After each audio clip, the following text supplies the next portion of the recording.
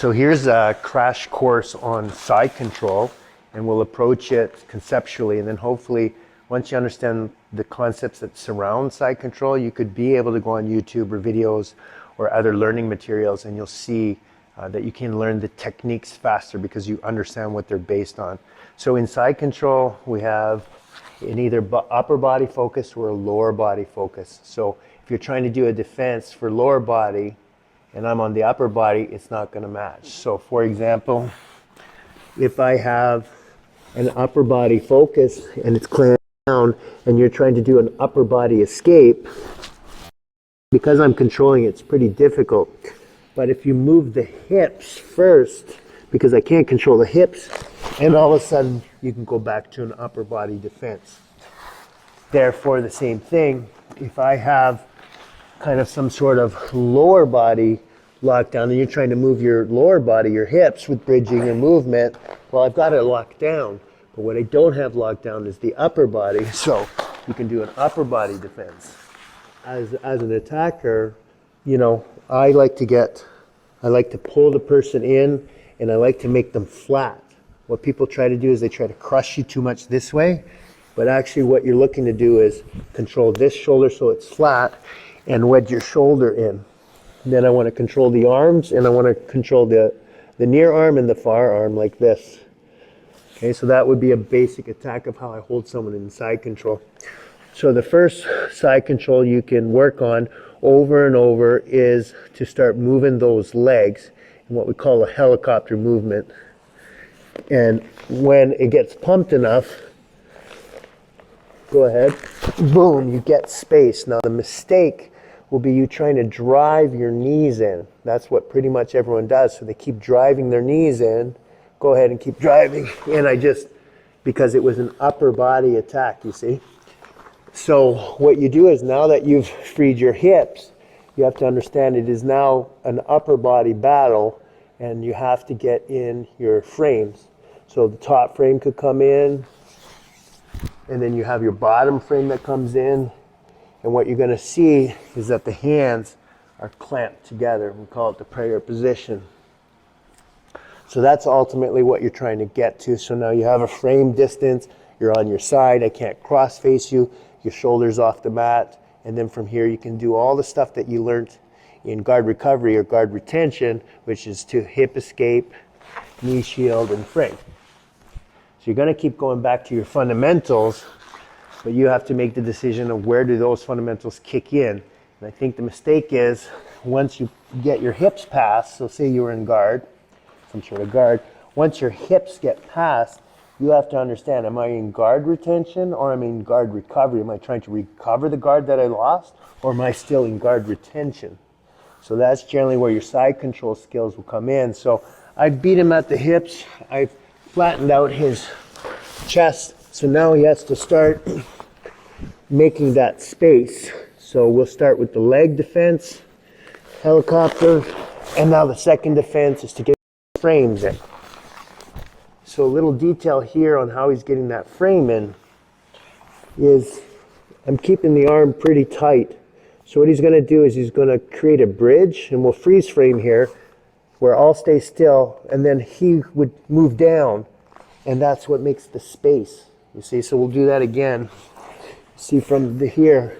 So if we freeze frame, when I got bridged up, in that moment of time, he's already sucked back the space and wedged in his arm. So when we go at speed, you can see I was here, I get bumped, and he slips his arm in. Now some of the ways I slip the arm in is as I bump over, I scrape the forearm elbow into the head as tight as I can. Okay, so that's how you're going to get that frame in. You're going to bump me up, boom, crush that frame in. Then at the same time, you've got to get this bottom arm to join you, okay? It has to come in and say, I look good, and then connect with the hands. So it's gonna bump me, and now the hands are joined. So you can see I don't have a good cross face, and because of the way he's holding it, he can manipulate his wrists and cut into the body with his bones. And then he's going to, again, hip escape, knee frame, and we're back into business. Now, first thing I do, the second I'm in side control, is I tuck my chin in. And I wedge my chin into the shoulder, okay? I do not let a guy crush me. So I'm just always like tucked in tight, right? So that I can't wedge underneath your chin and put pressure on your neck. And then I start, from start to finish, I try to get my hands together into this, what I call this prayer frame, okay? So you're gonna bump me, connect those hands as quick as you can, okay? So as quick as you can. This is something that I would train or drill with someone. I would hold them, they bump, boom, they connect. Good, that was a good one here. And then I'd start again. Pressure down, you just practice. Boom, okay? Once you get that timing down, now from here, there's some decisions that you have to make depending on where the pressure is. If there's a gap between the body, then I windmill the arm and I go into all the stuff that you've been taught from probably half guard. Right, so if there's any type of space, boom, come underneath, and you've been in this position before. If someone is framing me super hard on the face, sometimes I switch and I capture their hips. In that case, you have this arm where you can push yourself out and hip escape and frame all the way out into a recovery position. Do that at speed. So if I'm getting framed really hard, I switch and boom. And now we're back into a recovery position. One that's really helpful, and this is a little bit of history of OTT. We learned this at the tournament. The guys were having trouble with a guy that was stalling. So we had a guy that was either like this, and he was just willing to stall. He wasn't going for moves.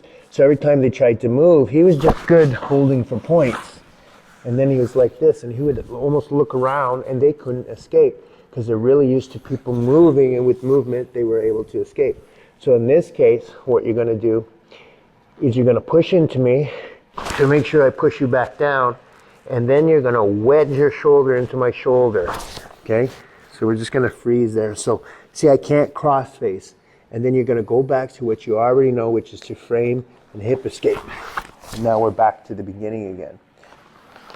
So someone's happy just holding me.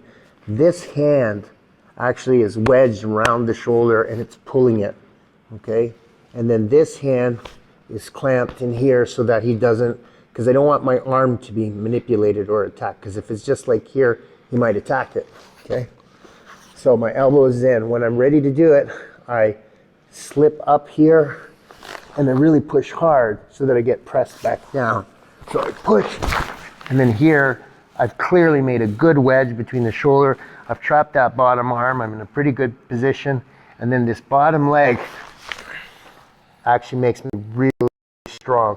So instead of me just trying to like hip escape, which is really tough, you'll see this bottom leg move where he can't manipulate me. I can create a really strong base.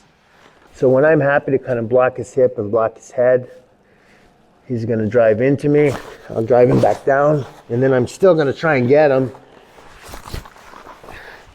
And then again, you make your choices, but it's always usually a hip escape and knee shield, and away you go.